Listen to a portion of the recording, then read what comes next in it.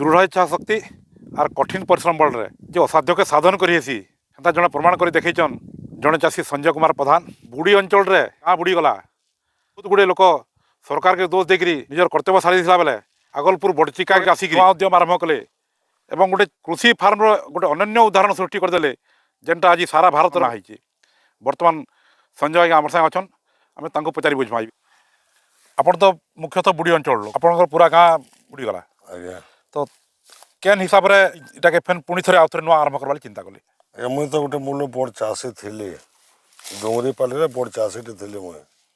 मोर सेना भी farm house थिला और मोर लक्ष्य खाली चाष उपर सब मोर अन्य कौन मत खुशी नहीं लगे मुझे चाहिए बहुत किसी कर बहुत टंका भी पाई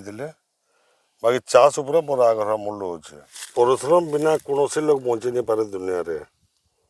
मुई मूल परिश्रम कर चली मोर जीवन थे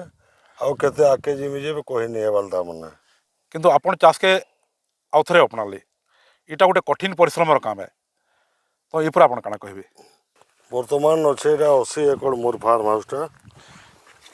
आईटा माखन बारी बुलूँ माखन अच्छे 15 एकड़ अच्छे माखन मैं आसला बेले रास्ता देखलु से बैगन बारी भी आप गोटे चाष कर 9 एकड़ बैगन 9 एकड़ बैगन बारी 2-3टा गाड़ी भी लगी आम देखलु तो से विषय टी आमको सूचना दूँ हाँ मोटा तो प्राय दिन डेली तुला चली बाहर के सब जाऊे अच्छा माखन और बैगन कला बाहर आउ काଣା माने चाष करसन कला है 7 एकड़ लाउ है एकड़े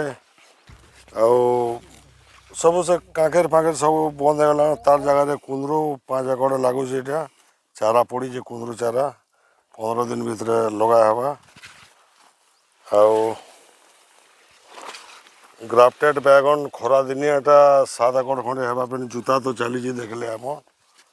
7 एकड़ खंडे चली बर्तमान समाज रे धारणा अच्छे चाष गोटे लाभजनक व्यवसाय नुहे बोलिकी आपन चाष बहुत कर तार मार्केटिंग व्यवस्था कଣା करछन और आपन प्रकृत रे लाभर अछन तो हाँ लाभ बहुत भल लाभ हो मार्केटिंग भी भल चली सब ओडिशा सारा मत जानी सारे ताने चाष केन केन जाके आपन बहुत जाए कटक जाऊे भुवनेश्वर जाऊे कलिकता जाऊे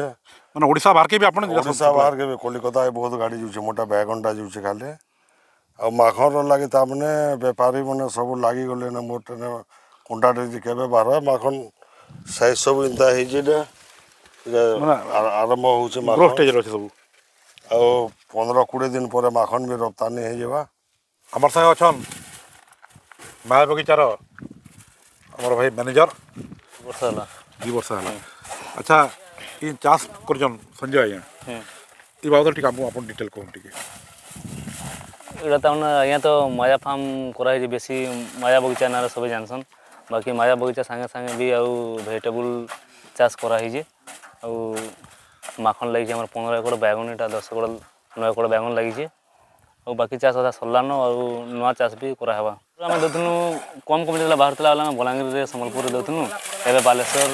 जाऊे नयागढ़ जाऊे पुरी कटक 4-5टा डिस्ट्रिक्ट बाहर के जाऊे एवं आउ जड़े माँ अच्छा आम संगे जे कि ये फार्म रे काम करुचन माँ आप ना कणा सावित्री छत्रिया गाँ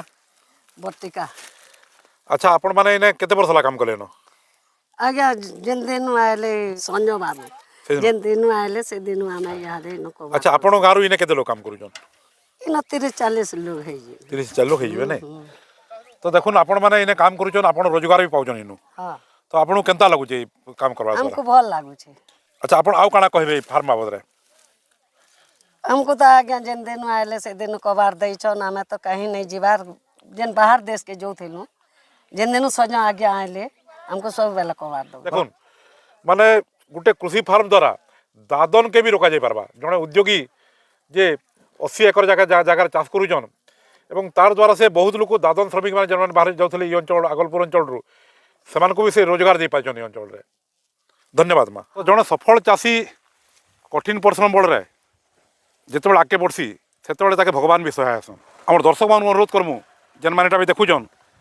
और जेन चाषी भाई मैंने भी देखुचन एवं सफल हवा आप कठिन परिश्रम कराया पड़वा जेनटा कि संजय प्रधान आज्ञा निजके प्रमाणित करछन आउ चाष द्वारा ही समाज उन्नति हो पारबा सेटा भी से निजे प्रमाण कर देखी दादन के भी से रोकबार लगी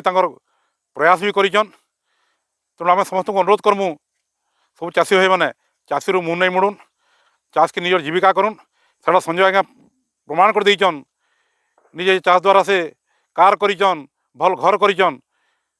तेणु समस्त चाष के आपणे नेमा। आमर भारत जेहेतु कृषि प्रधान देश, भारत पुणी विश्व रही पार्बा। धन्यवाद।